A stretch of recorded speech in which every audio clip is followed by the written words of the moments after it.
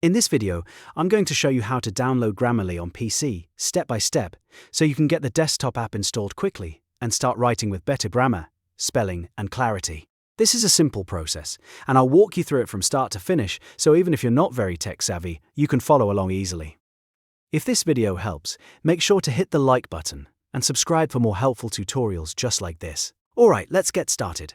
First, open your web browser on your PC. This can be Chrome, Edge, Firefox, or any browser you already use. Once your browser is open, go directly to the Grammarly desktop app download page. You can simply search for Grammarly desktop app download, or type the official Grammarly download page into the address bar, if you already know it. Once the page loads, look for the green button that says Download Grammarly for Windows. This is the correct download option for a Windows PC, so click that green button to begin downloading the installer. After you click it, your browser will start downloading the setup file. Depending on your browser, the file may download automatically to your Downloads folder, or you may be asked where you want to save it.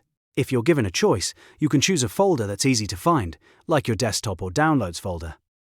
Once the file finishes downloading, open the folder where you saved it and locate the Grammarly setup file. It will usually be an exe file on Windows. Double-click the setup file to run it. If a security prompt appears, click Yes or Run to allow the installer to continue. The setup will launch, and Grammarly will begin installing on your computer. Just follow any on-screen instructions that appear during the installation process. In most cases, you only need to wait a few moments while the app finishes installing. Once the installation is complete, Grammarly should open automatically or create a shortcut on your desktop or in your Start menu. At that point, you've successfully installed Grammarly on your PC. You can now sign in, create an account if needed, and start using it to improve your writing in documents, emails, and browser-based work. So that's how to download Grammarly on PC and get it installed in just a few simple steps.